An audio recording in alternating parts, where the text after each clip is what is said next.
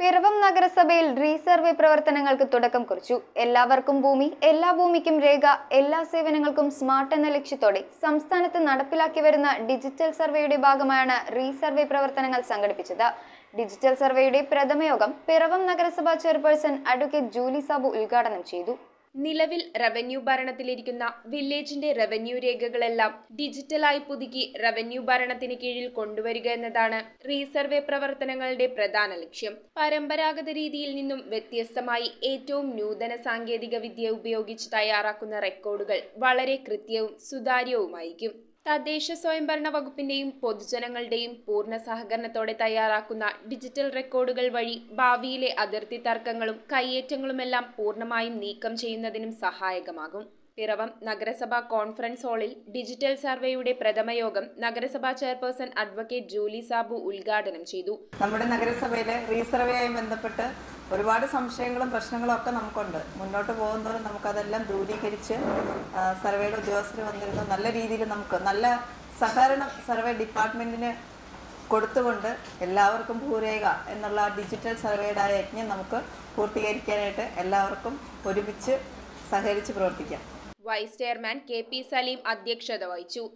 സ്വകാര്യ ഭൂമിയുടെ ആണെങ്കിലും പുറമ്പോക്ക് വക ഭൂമിയുടെ ആണെങ്കിലും കൈവശത്തിലുള്ള ഭാഗം അളന്ന് തിട്ടപ്പെടുത്തി വളരെ കൃത്യതയോടുകൂടിയുള്ള രേഖ ഇതിൻ്റെ ഭാഗമായിട്ടുണ്ടാകും എന്നുള്ളത് നമുക്ക് സംശയങ്ങളും അതുപോലെ തർക്കങ്ങളും ദൂരീകരിക്കുന്നതിന് ഇട നൽകും എന്നുള്ള ആശ്വാസമാണ് ഈ കാര്യത്തിലുള്ളത്.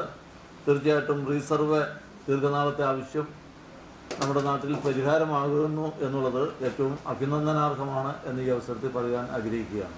Survey deputy director KK Sunil പദ്ധതി വിശദീകരിച്ചു. അതായത് FMBയിൽ മാത്രം വരച്ചൊതുക്കി വെക്കുന്ന ഒരു സ്കെച്ച് അല്ല നമ്മൾ ഇനി തയ്യാറാക്കാൻ പോകുന്നത്. നമുക്കറിയാം, ഒരു കടലാസിൽ വരച്ചു വെച്ച് കഴിഞ്ഞാൽ ഒരു 5, 10, 15, 20 കൊല്ലം കഴിഞ്ഞാൽ ആ കടലാസിൽ ഒരു കാലപ്പഴക്കം ഉണ്ടാവും. അത് പൊടിഞ്ഞ് നഷ്ടപ്പെടാൻ സാധ്യതയുണ്ട്.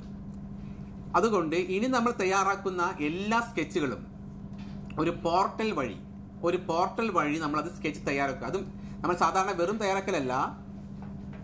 ഇപ്പോൾ എനിക്കിവിടെ ഒരു 10 സെന്റ് ഭൂമി ഉണ്ടെന്ന് വരിക്കുക. എൻ്റെ സ്ഥലത്തിൻ്റെ 4 അതിർത്തികളിൽ പോയിന്റുകൾ Google coordinates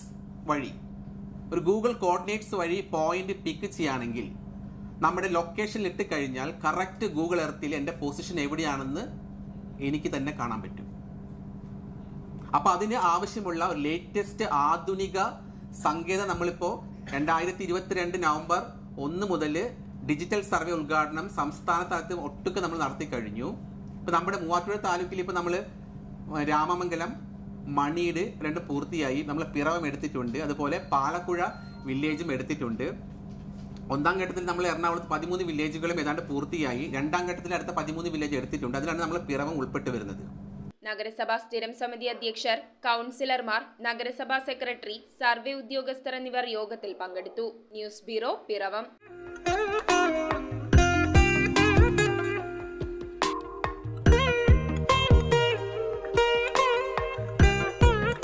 Nakshatra Gold and Diamonds.